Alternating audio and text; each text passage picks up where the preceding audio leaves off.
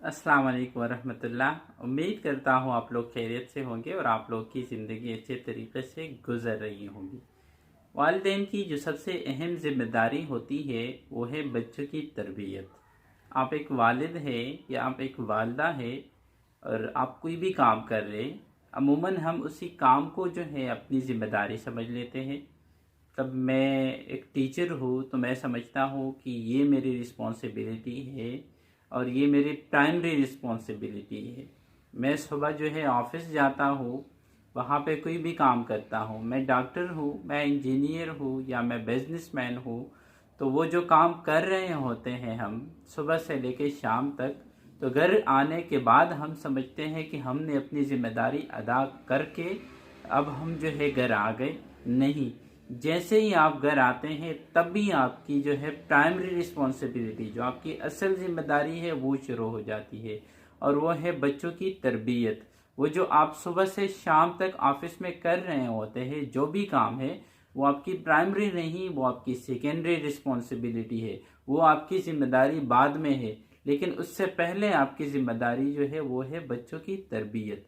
देखिए, कोई भी काम जब हमें मिलता है और वो हमारी रिस्पॉन्सिबिलिटी होती है कि हम उसी काम को सरंजाम दे सके। फॉर एग्जांपल, मैं एक ऑफिस में काम करता हूँ, तो ऑफिस का मैनेजर जो है वो मुझे कहते हैं कि इकराम, आपकी रिस्पॉन्सिबिलिटी ये है कि हमारे इस ऑफिस में एम एस ऑफिस का जितना भी काम है वो आपकी रिस्पॉन्सिबिलिटी है, वो आपने ही तैयार करना होगा।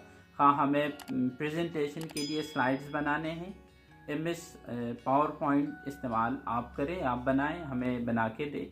या हमें किसी डॉक्यूमेंट्स की ज़रूरत है तो वर्ड में टाइप करना वो आपका काम है, आप जो है इस रिस्पॉन्सिबिलिटी को अदा करें। और आपकी रिस्पॉन्सिबिलिटी ये भी है कि हमें अगर किसी स्प्रेडशीट की ज़रूरत है, सैलरीज के लिए हम बनाना चाह रहे, या हमारे कलीग का हम डेटा जो है वो अपने साथ सेव करना चाह रहे, तो एम एस एक्सेल में आप हमें बना के दे। यानी एम एस ऑफिस का जितना भी काम है वो आपकी रिस्पॉन्सिबिलिटी है, आप ही ने करना होगा।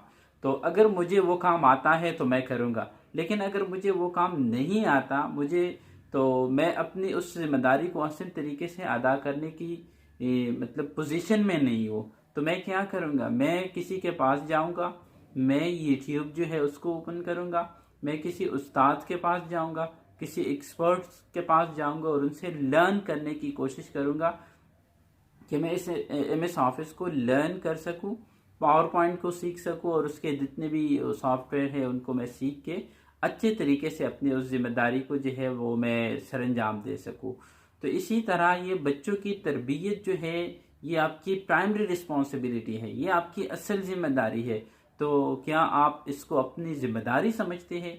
बदकिस्मती से, अफसोस के साथ कहना पड़ता है कि हमारे इस माशरे में ये ट्रेंड नहीं है, ये रिवाज नहीं है, ये माइंडसेट नहीं है कि लोग सोचे और लोग जो है इस बारे में फ़िक्रमंद हो जाए कि बच्चों की तरबियत जो है ये भी एक जिम्मेदारी है, ये भी एक काम है और ये प्राइमरी रिस्पॉन्सिबिलिटी है मेरी। हम ये कभी नहीं सोचते, इसके बारे में हम कभी फ़िक्रमंद नहीं होते।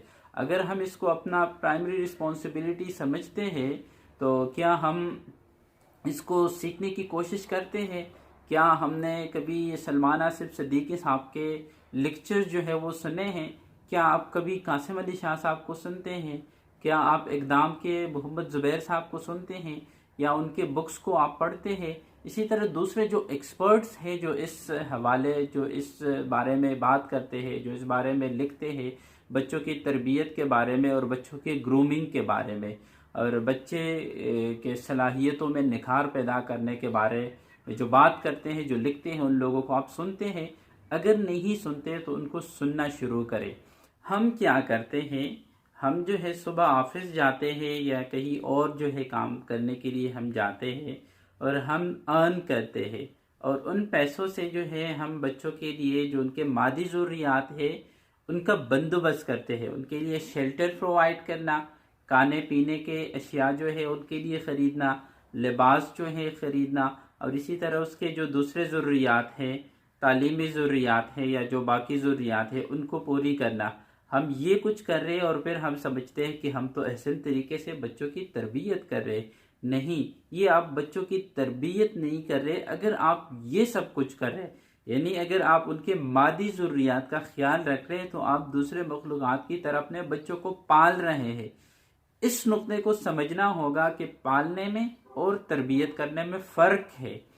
पालना ये है कि आप उनकी मादी ज़रूरियात का ख्याल करें, पैसे कमा के और पैसों के ज़रिए उनके लिए वो तमाम ज़रूरियात जो है आप जो है मुहैया करें। ये आप, इसका मतलब है आप बच्चों को पाल रहे। तरबियत ये नहीं है।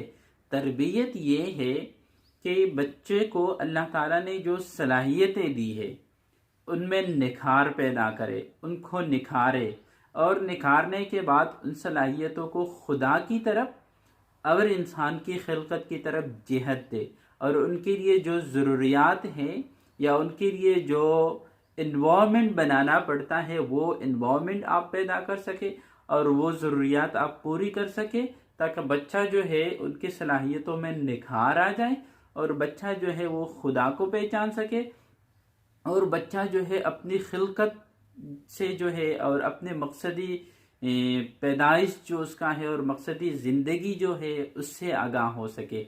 ये असल में तरबियत है। और जब हम इंसानों की तरबियत की बात करते हैं तो इंसान के दो पहलू है।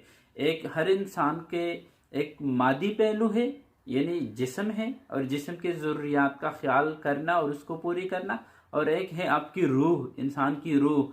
तो असल तरबियत जो है वो रूह की तरबियत है।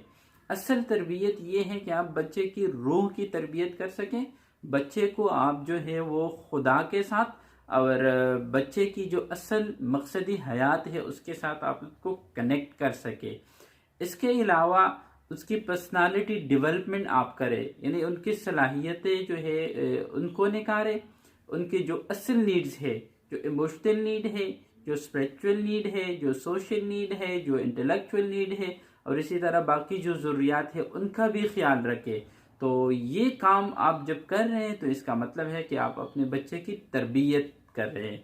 तो मेरी दुआ है कि अल्लाह ताला आपको तौफीक दे कि आप लोग अपने बच्चों की तरबियत करें, ना कि सिर्फ अपने बच्चों को पालें।